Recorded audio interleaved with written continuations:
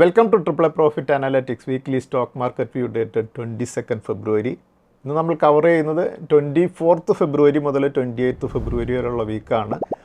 നമ്മൾ എന്തായാലും അടുത്ത ആഴ്ചയിൽ 26 ഫെബ്രുവരി മഹാശിവരാത്രിയുടെ ഒരു ഹോളിഡേ വരുന്നുണ്ട്. അതുകൊണ്ട് തന്നെ നെക്സ്റ്റ് വീക്കിൽ നമുക്ക് 4 വർക്കിംഗ് ഡേയ്സ് മാത്രമേ ഉണ്ടാവുകയുള്ളൂ.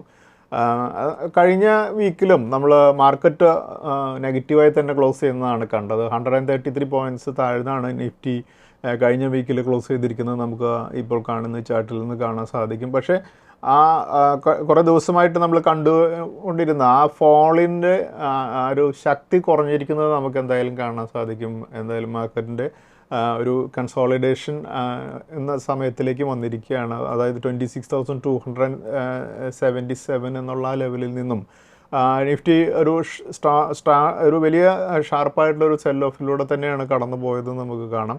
അതിനുശേഷം ഇപ്പോൾ കഴിഞ്ഞ വീക്കിൽ ക്ലോസ് ചെയ്തിരിക്കുന്നത് 22,795 അതായത് 23,000 താഴെ വന്നതിന് ശേഷം മാർക്കറ്റിലെ സെല്ലിംഗ് വളരെ കുറഞ്ഞിട്ടുണ്ടെന്നുള്ളത് തന്നെയാണ് നമുക്ക് കാണാൻ സാധിക്കുന്നത്. അതുപോലെ നമ്മളിപ്പോൾ കാണുന്നത് ഈ ചാർട്ടിൽ നമുക്ക് കാണാൻ സാധിക്കും 22,667 എന്നുള്ള ലെവല് വളരെ സ്ട്രോങ് ആയിട്ടുള്ളൊരു സപ്പോർട്ട് ലെവലായിട്ട് നിൽക്കുന്നുണ്ട് നിഫ്റ്റിക്ക്. ഈ ലെവൽ ഹോൾഡ് ചെയ്യും എന്ന് തന്നെയാണ് ഞാൻ പ്രതീക്ഷിക്കുന്നത്.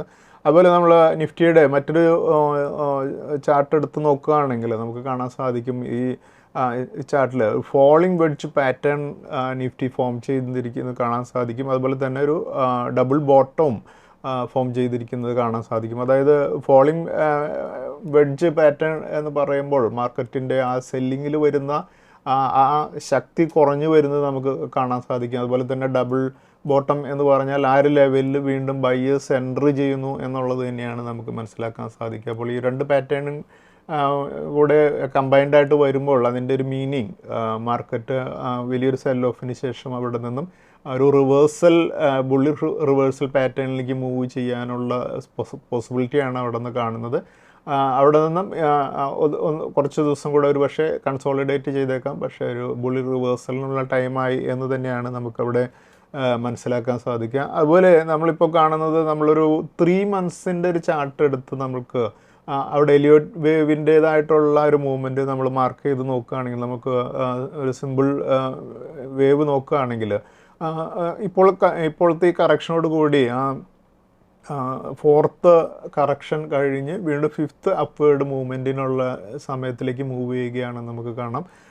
ആ ഒരു മൂവ്മെൻറ്റ് വരികയാണെങ്കിൽ 30,000 ലെവലിലേക്കുള്ള നിഫ്റ്റിയുടെ മൂവ്മെൻ്റ് ആയിരിക്കും. അപ്പോൾ ഇതൊരു ഷോർട്ട് ടൈം ആയിട്ടുള്ളൊരു വ്യൂ അല്ല, 3 മന്ത്സ് അനാലിസിസിലുള്ളതാണ്. അതുകൊണ്ട് തന്നെ നമ്മൾ എക്സ്പെക്റ്റ് ചെയ്യേണ്ടത് മാർക്കറ്റിൻ്റെ ഒരു ഷാർപ്പായിട്ടുള്ള സെൽ ഓഫ് കഴിഞ്ഞ് വീണ്ടും മാർക്കറ്റ് കൺസോളിഡേറ്റ് ചെയ്തതിന് ശേഷം വീണ്ടും നിഫ്റ്റിയുടെ അപ്പ് ട്രെൻഡ് റെസ്യൂം ചെയ്താൽ 30,000 ലെവലിലേക്ക് മൂവ് ചെയ്യും എന്ന് തന്നെയാണ്.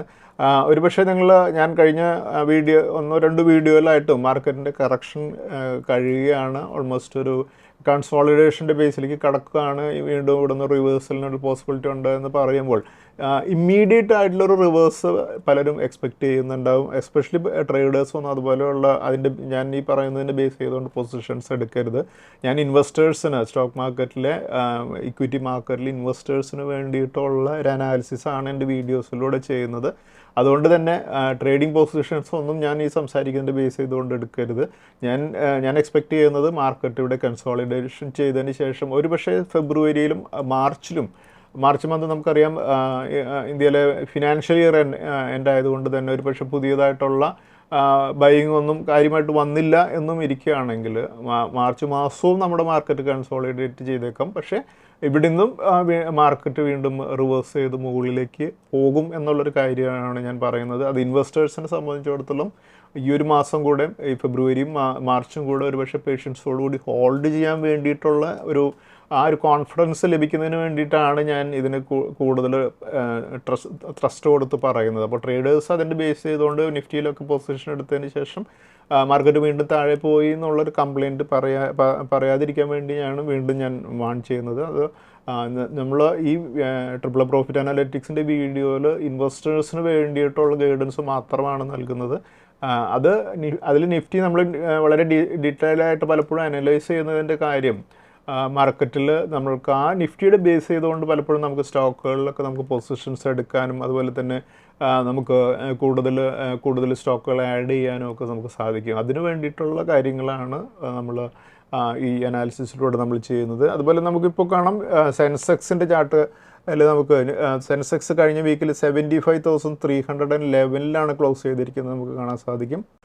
628 പോയിൻറ്റ്സ് ആണ് സെൻസെക്സ് കഴിഞ്ഞ വീക്കിൽ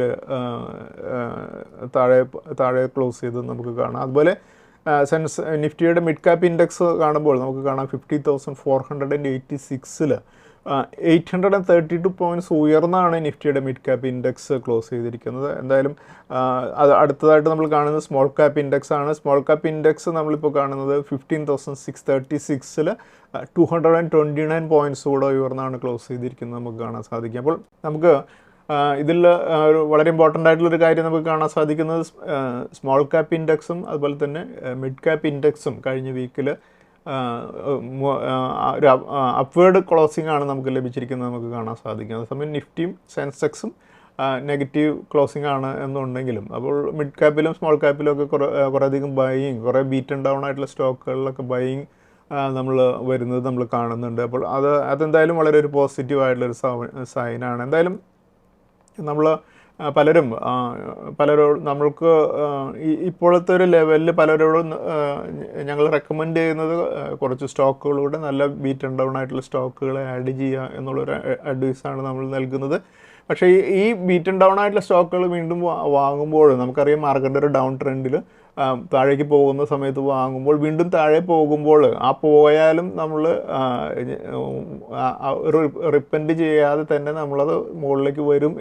അതിനിടയിൽ ഏറ്റവും താഴെ വാങ്ങുക എന്നുള്ളത് പ്രാക്ടിക്കലായിട്ടൊരു സിറ്റുവേഷൻ അല്ല എന്നുള്ളത് കൊണ്ട് തന്നെയാണ് അതുകൊണ്ടാണ് നമ്മളിപ്പോൾ വാങ്ങി തുടങ്ങുന്നത് അല്ലേ. അതുപോലെ തന്നെ നമ്മൾ മാർക്കറ്റ് മുകളിൽ പോകുന്ന സമയത്ത് നമ്മൾ കുറേയധികം സ്റ്റോക്കുകൾ വിറ്റതിന് ശേഷവും പിറ്റേ ദിവസവും വീണ്ടും ആ സ്റ്റോക്ക് കയറി പോകുമ്പോൾ നമ്മൾ വീണ്ടും വളരെ വിഷമിക്കാറൊക്കെ ഉള്ളതാണ്. അപ്പോൾ നമ്മൾ പറയാറുള്ളതാണ് നമ്മൾ പ്രോഫിറ്റുകൾ ബുക്ക് ചെയ്യേണ്ട സമയത്ത് ടാർഗറ്റ്സിൽ സ്റ്റോക്കുകൾ പ്രോഫിറ്റ് ബുക്ക് ചെയ്യുക. അതിനുശേഷം ആ സ്റ്റോക്കുകൾ മുകളിൽ പോയിക്കോട്ടെ, നമ്മളതിനെക്കുറിച്ച് വറീഡാവുണ്ട്. കാരണം ഏറ്റവും മുകളിൽ വിൽക്കുക എന്നുള്ളതും പ്രാക്ടിക്കലി നടക്കുന്ന ഒരു കാര്യമല്ല. അപ്പോൾ ഒരു സ്റ്റോക്കിന് ഏറ്റവും താഴെ വാങ്ങാനായിട്ടും സാധിക്കണമെന്നില്ല, ഏറ്റവും മുകളിൽ വിൽക്കണമെന്നും സാധിക്കില്ല. അപ്പോൾ അതുകൊണ്ട് തന്നെ മാർക്കറ്റിൽ ഇതുപോലെയുള്ളൊരു കറക്ഷൻ്റെ സമയത്ത് നല്ലതുപോലെ കറക്റ്റ് ചെയ്ത സ്റ്റോക്കുകൾ വീണ്ടും ആഡ് ചെയ്യാനായിട്ട് നമുക്ക്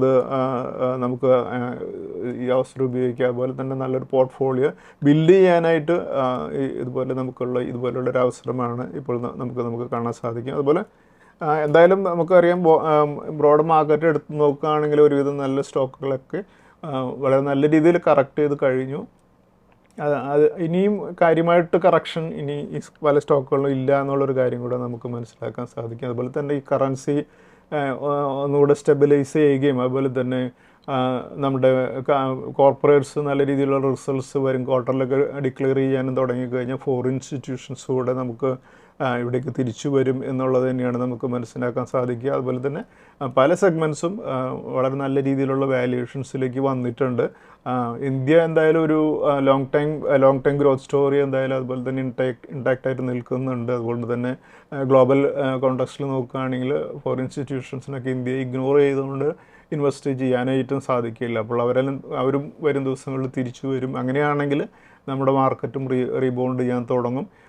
എന്തായാലും കൃത്യമായിട്ടുള്ളൊരു കാൽക്കുലേഷനോട് കൂടി നമുക്ക് ഇൻവെസ്റ്റ്മെൻറ്റ് ചെയ്യുകയും ഓൾറെഡി ചെയ്തിട്ടുള്ള ഇൻവെസ്റ്റ്മെൻറ്റ്സും അതുപോലെ തന്നെ നേരത്തെ ഹോൾഡ് ചെയ്യുന്ന സ്റ്റോക്കുകളും എല്ലാം പേഷ്യൻസോടുകൂടി ഹോൾഡ് ചെയ്യുക എന്നൊരു സ്ട്രാറ്റജി തന്നെയാണ് നമ്മളിപ്പോൾ ഫോളോ ചെയ്യേണ്ടത്.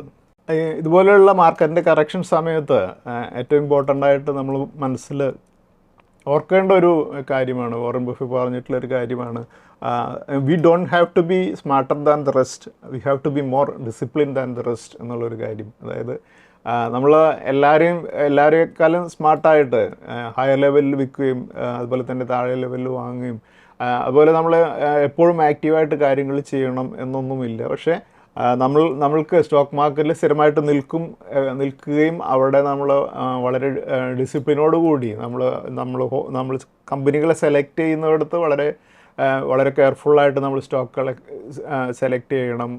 ഫണ്ടമെൻ്റലി വളരെ നല്ല കമ്പനികളെ സെലക്ട് ചെയ്യണം. അതിനുശേഷം ആ സ്റ്റോക്കുകൾ ഇൻവെസ്റ്റ് ചെയ്തതിന് ശേഷം ആ മാർക്കറ്റിൻ്റെ ഫ്ലക്ച്വേഷൻസ് അതുപോലെ തന്നെ മാർക്കറ്റിൻ്റെ ഡൗൺ ട്രെൻഡ്സിലെല്ലാം വളരെ പേഷ്യൻസോടുകൂടിയും അതുപോലെ തന്നെ ഡിസിപ്ലിനോടുകൂടിയും ആ സ്റ്റോക്കുകൾ ഹോൾഡ് ചെയ്യുക എന്നുള്ള കാര്യം ചെയ്യുകയാണെങ്കിൽ നമുക്കൊരു ഓവർ പീരിയഡ് നമുക്ക് മാർക്കറ്റ് ഇതിൽ നിന്നും കുറേയധികം വെൽത്ത് ക്രിയേറ്റ് ചെയ്യാനായിട്ട് സാധിക്കും. വോറൻ ബഫെയൊക്കെ സ്റ്റോക്ക് മാർക്കറ്റിൽ നിന്നും വെൽത്ത് ക്രിയേറ്റ് ചെയ്തിട്ടുള്ളത് ഇവിടെ കുറേയധികം സമയം സ്പെൻഡ് ചെയ്തുകൊണ്ടും പെട്ടെന്ന് ക്വിക്കായിട്ടുള്ള ഏതെങ്കിലും ന്യൂസുകൾ കേട്ട് പെട്ടെന്ന് അതുപോലെയുള്ള റിയാക്ഷനിൽ സ്റ്റോക്കുകൾ വലിച്ചെറിഞ്ഞ് കളയാതിരിക്കുകയും ചെയ്തുകൊണ്ട് മാത്രമാണ് അവരിതുപോലെയുള്ള ഹ്യൂജ് വെൽത്ത് ക്രിയേറ്റ് ചെയ്തത്. ആ ഒരു കാര്യം എപ്പോഴും നമ്മൾ മനസ്സിലാക്കുക. അപ്പോൾ ഒരു ഡിസിപ്ലിൻ ഉണ്ടാവുകയാണെങ്കിൽ മാർക്കറ്റിൻ്റെ ഫ്ലക്ച്വേഷൻസ് അത് ബുള്ളിഷ് മാർക്കറ്റും ബെയറിഷ് മാർക്കറ്റിൽ കൂടെയൊക്കെ നമ്മൾ ഇൻവെസ്റ്റ്മെൻറ്റിനെ എങ്ങനെ ഹോൾഡ് ചെയ്യുന്നു എന്നുള്ളത് വളരെ ഇമ്പോർട്ടൻ്റ് ആണ്. ബുള്ളിഷ് മാർക്കറ്റിലൂടെ മാത്രം ഇൻവെസ്റ്റ് ചെയ്ത് പണം നേടി പോകാനായിട്ട് ഒരു ഇൻവെസ്റ്ററെ സംബന്ധിച്ചിടത്തോളം ആളുടെ ലൈഫ് സൈക്കിളിൽ സാധിക്കില്ല എന്നുള്ളത് വളരെ ഒരു റിയാലിറ്റിയാണ്. അപ്പോൾ ബെയറിഷ് ട്രെൻഡുകളിലുണ്ടാകും മാർക്കറ്റിൽ. അങ്ങനെയുള്ള സമയത്ത് പേഷ്യൻസോടുകൂടി സ്റ്റോക്കുകൾ ഹോൾഡ് ചെയ്യുക എന്നുള്ളതാണ് ഏറ്റവും ഇമ്പോർട്ടൻ്റ്. അങ്ങനെ നമ്മൾ ഹോൾഡ് ചെയ്യുകയാണെങ്കിൽ നമുക്ക് നമ്മുടെ ലോങ് റണ്ണിൽ നമുക്കൊക്കെ കോമ്പൗണ്ടിങ് എന്നുള്ള ആ മാജിക്ക് നമുക്ക് വലിയ ഹ്യൂജ് വെൽത്തിലേക്ക് നമ്മൾ ഇൻവെസ്റ്റഡ് എമൗണ്ടിനെ കൊണ്ടുവരും. നമുക്കറിയാം കഴിഞ്ഞ 4-5 വർഷമായിട്ട് പലരും എസ്പെഷ്യലി ട്രിപ്പിൾ പ്രോഫിറ്റ് അനലിറ്റിക്സിൻ്റെ ഡയമണ്ട് പിക്സിലൂടെയൊക്കെ 100%-ഉം 200%-ലും പ്രോഫിറ്റ് നേടി വെൽത്ത് ക്രിയേറ്റ് ചെയ്തിട്ടുണ്ടല്ലേ. അപ്പോൾ അതിനുശേഷം ഇപ്പോൾ ചില സ്റ്റോക്കുകൾ നമ്മൾ എൻ്റർ ചെയ്തിട്ടുള്ളത് 30% അല്ലെങ്കിൽ 25% ഒക്കെ കറക്റ്റ് ചെയ്തിട്ടുണ്ടായിരിക്കും. അപ്പോൾ ഇതൊരു ഇൻവെസ്റ്റ്മെൻറ്റ് ജേണിയിലുള്ള കാര്യങ്ങളാണ്. അതിനുശേഷം വീണ്ടും മാർക്കറ്റിൻ്റേതായ അപ് ട്രെൻഡുകൾ വരുമ്പോൾ നമ്മളെല്ലാം ഇൻവെസ്റ്റ് ചെയ്തിട്ടുള്ള എല്ലാ കമ്പനികളും ഫണ്ടമെൻ്റലി നല്ല കമ്പനികളാണ്. ഈ കമ്പനികളെല്ലാം നല്ലൊരു ബിസിനസ് മോഡലുകൾ ഫോളോ ചെയ്യുന്ന കമ്പനികളാണ്. അപ്പോൾ അവിടെ ഒരു കോൺഫിഡൻസ് വേണം. ആ കോൺഫിഡൻസ് മാത്രം ആണ് നമ്മൾ അടുത്ത നമ്മുടെ വെൽത്തിൻ്റെ അടുത്തൊരു ക്രിയേറ്റ് ചെയ്യുന്ന അടുത്തൊരു സ്റ്റെപ്പിലേക്ക് നമ്മൾ കൊണ്ടുപോകുന്നത്. അപ്പോൾ ആ സ്റ്റേജിലേക്ക് നമ്മൾ മൂവ് ചെയ്യുന്ന സമയത്ത് നമ്മൾ എങ്ങനെ ഇതിന് മുമ്പുള്ള ഒരു ഡൗൺ സൈക്കിളിനെ എങ്ങനെ നമ്മൾ ഫേസ് ചെയ്തു എന്നുള്ളത് വളരെ ഇമ്പോർട്ടൻ്റ് ആണ്. ട്രിപ്പിൾ പ്രോഫിറ്റ് അനാലിറ്റിക്സിൻ്റെ ക്ലയൻസ് ഏറ്റവും കൂടുതൽ നമ്മളോട് ഫീഡ്ബാക്ക്സ് തന്നിട്ടുള്ളൊരു കാര്യം കോവിഡിൻ്റെ ആ സമയത്ത് നമ്മൾ ചെയ്തിട്ടുള്ള കുറേയധികം വീഡിയോസിൽ കോൺഫിഡൻസോടുകൂടി നിങ്ങളുടെ ഏറ്റവും നല്ല സ്റ്റോക്കുകൾ ഹോൾഡ് ചെയ്യുക എന്നുള്ളതും അതുപോലെ തന്നെ പല സ്റ്റോക്കുകളും മോർ ദാൻ 50%-ലധികം കറക്റ്റ് ചെയ്തതിന് ശേഷവും ആ സ്റ്റോക്കുകളെല്ലാം ഹോൾഡ് ചെയ്യാനുള്ള മെസ്സേജുകൾ കണ്ടിന്യൂസ് ആയിട്ട് കൊടുത്തതിന് ശേഷം അവരതെല്ലാം വലിയ ഹ്യൂജ് പ്രോഫിറ്റിലേക്ക് പിന്നീട് അവർക്കെല്ലാം വിൽക്കാനായിട്ട് സാധിച്ചിട്ടുണ്ട്. അപ്പോൾ അതുപോലെയുള്ള ഇങ്ങനെയുള്ള മാർക്കറ്റ് പോകുന്ന സമയത്ത് ഈ വീഡിയോസ് പലതും റിപ്പീറ്റഡ് ആയിട്ടുള്ള കാര്യങ്ങളാണ് പറയുന്നതെന്നുണ്ടെങ്കിലും പക്ഷേ നിങ്ങളൊരു ലോങ് ടൈമിൽ നിങ്ങളുടെ പോർട്ട്ഫോളിയോയുടെ നമ്മളെങ്ങനെ പ്രൊട്ടക്റ്റ് ചെയ്ത് ഹ്യൂജ് വെൽത്തിലേക്ക് ഇതിനെ കൊണ്ടുപോകാൻ പറ്റും എന്നുള്ളതിൻ്റെ ഒരു ഗൈഡൻസ് തന്നെയാണ് ഞങ്ങൾ കണ്ടിന്യൂസ് ആയിട്ട് വീഡിയോസിലൂടെ തന്നുകൊണ്ടിരിക്കുന്നത്. അത് ഫോളോ ചെയ്യുക. തീർച്ചയായിട്ടും നിങ്ങൾക്ക് ഹ്യൂജ് വെൽത്തിലേക്ക് നിങ്ങളുടെ ഇപ്പോഴുള്ള പോർട്ട്ഫോളിയോ അതേപോലെ ഹോൾഡ് ചെയ്താലും അഡീഷണൽ ഇൻവെസ്റ്റ്മെൻറ്റ്സ് ചെയ്യാതെ അതേപോലെ ഹോൾഡ് ചെയ്താൽ പോലും ഒരു ഹ്യൂജ് വെൽത്തിലേക്ക് നിങ്ങളുടെ പോർട്ട്ഫോളിയോ മാറും എന്ന കാര്യത്തിൽ ഒരു സംശയവും വേണ്ട. നമ്മളെല്ലാ വീഡിയോയിലും ഹൈ വാല്യൂഡ് ആയിട്ടുള്ള ചില സ്റ്റോക്കുകൾ വളരെ നല്ല രീതിയിൽ വരും ദിവസങ്ങളിൽ പെർഫോം ചെയ്യാൻ സാധ്യതയുള്ള സ്റ്റോക്കുകളെ കുറിച്ച് സംസാരിക്കാറുള്ളതാണ്. ഇതിൽ ഇന്നൊരു 4 സ്റ്റോക്കുകളെ കുറിച്ച് നമുക്ക് നോക്കാം. നമ്മളിപ്പോൾ കാണുന്നത് വാരി എനർജീസ് എന്നുള്ള കമ്പനിയുടെ ചാർട്ടാണ്. ഈ സ്റ്റോക്ക് കഴിഞ്ഞ ഫ്രൈഡേയിൽ ക്ലോസ് ചെയ്തിരിക്കുന്നത് 2260-ലാണ്. ഈ സ്റ്റോക്ക് ഒരു 3743 ലെവലിലൊക്കെ ട്രേഡ് ചെയ്തതിന് ശേഷം ഇപ്പോൾ ഒരു കറക്ഷന് ശേഷമാണ് ഈ ലെവലിൽ ട്രേഡ് ചെയ്തുകൊണ്ടിരിക്കുന്നത്. എന്തായാലും other electrical equipments and products എന്നുള്ള ഇൻഡസ്ട്രി എന്നുള്ള ഈ സ്റ്റോക്ക് വരും ദിവസങ്ങളിൽ വളരെ നല്ല രീതിയിൽ പെർഫോം ചെയ്യാൻ പോസിബിലിറ്റി ഉള്ളൊരു സ്റ്റോക്കാണ്. അതുകൊണ്ട് വാരി എനർജീസ് നമുക്ക് വരും ദിവസങ്ങളിൽ നമുക്ക് വാച്ച് ചെയ്യാം. അതുപോലെ മറ്റൊരു സ്റ്റോക്കാണ് പോളി മെഡിക്യൂർ എന്നുള്ള സ്റ്റോക്ക്. ഹെൽത്ത് കെയർ സപ്ലൈസ് ഇൻഡസ്ട്രിയിൽ നിന്നുള്ള ഈ സ്റ്റോക്ക് 3357 ലെവലിൽ നിന്നൊക്കെ ഉള്ളൊരു കറക്ഷന് ശേഷം ഇപ്പോൾ ട്രേഡ് ചെയ്തുകൊണ്ടിരിക്കുന്നത് 2221 ലെവലിലാണ്. ഇത് പോളി മെഡിക്യൂറും വരും ദിവസങ്ങളിൽ വളരെ നല്ല രീതിയിൽ പെർഫോം ചെയ്യാൻ പോസിബിലിറ്റി ഉള്ളൊരു സ്റ്റോക്കാണ്. മറ്റു സ്റ്റോക്കാണ് ടാറ്റ ഗ്രൂപ്പിൻ്റെ ഗ്രൂപ്പിൽ വരുന്ന വോൾട്ടാസ് എന്നുള്ള കമ്പനി. ഈ കമ്പനി കൺസ്യൂമർ ഇലക്ട്രോണിക്സ് എന്നുള്ള ഇൻഡസ്ട്രി എന്നുള്ള സ്റ്റോക്കാണ്. ഈ സ്റ്റോക്ക് ഒരു 1944 ലെവലിൽ നിന്നൊക്കെ ഉള്ളൊരു കറക്ഷന് ശേഷം 1269 ലെവലിലാണ് ഇപ്പോൾ ട്രേഡ് ചെയ്തുകൊണ്ടിരിക്കുന്നത്. വോൾട്ടാസും വരും ദിവസങ്ങളിൽ വളരെ നല്ല രീതിയിൽ ഒരു റീബൗണ്ട് നമുക്ക് എക്സ്പെക്റ്റ് ചെയ്യാവുന്ന ഒരു സ്റ്റോക്കാണ്. അതുപോലെ വിംത ലാബ്സ് എന്നുള്ള സ്റ്റോക്ക് ഹെൽത്ത് കെയർ സർവീസസ് എന്നുള്ളൊരു സ്റ്റോക്കാണ്. ഈ സ്റ്റോക്ക് ഒരു 946 ലെവലിലാണ് ഇപ്പോൾ ട്രേഡ് ചെയ്തുകൊണ്ടിരിക്കുന്നത്.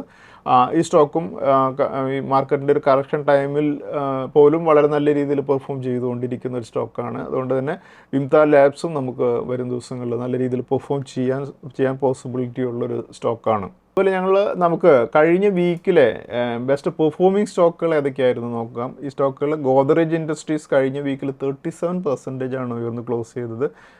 ഗ്ലാക്സോ സ്മിത്ത് ലൈൻ 25% ഉയർന്നും, ഗോഡ്ഫ്രി ഫിലിപ്സ് 15% ഉയർന്നും, ബിക്കാജി ഫുഡ്സ് 13% ഉയർന്നും, KE ഇൻഡസ്ട്രീസ് 12% ഉയർന്നും, രാജേഷ് എക്സ്പോർട്സ് 12% ഉയർന്നും, NLC 11% ഉയർന്നും, ടാറ്റ ഇൻവെസ്റ്റ്മെൻറ്റ് 11% ഉയർന്നും, ആനന്ദ് രതി 10% ഉയർന്നും, ബയർ ക്രോപ്പ് സയൻസ് 10% ഉയർന്നും, സഫയർ ഫുഡ്സ് 10% ഉയർന്നും, ദേവ്യാനി ഇൻ്റർനാഷണൽ 9% ഉയർന്നും, ബൽറാംപൂർ ചീനി 9% ഉയർന്നും, BSE 9% ഉയർന്നും, സുവൻ ഫാർമ 9% ഉയർന്നുമാണ് ക്ലോസ് ചെയ്തത്.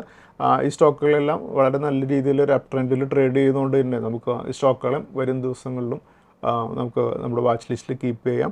അതുപോലെ കഴിഞ്ഞ വീക്കിൽ 4 ഇൻസ്റ്റിറ്റ്യൂഷൻസിൻ്റെ ഡാറ്റ നോക്കുമ്പോൾ FIS 7,793.3 ക്രോർസിൻ്റെ സെല്ലേഴ്സ് ആയിരുന്നു. അതേസമയം ഡൊമസ്റ്റിക് ഇൻസ്റ്റിറ്റ്യൂഷൻസ് 16,581.9 ക്രോർസിൻ്റെ ഹെവി ആയിട്ടുള്ള ബയേഴ്സും ആയിരുന്നു.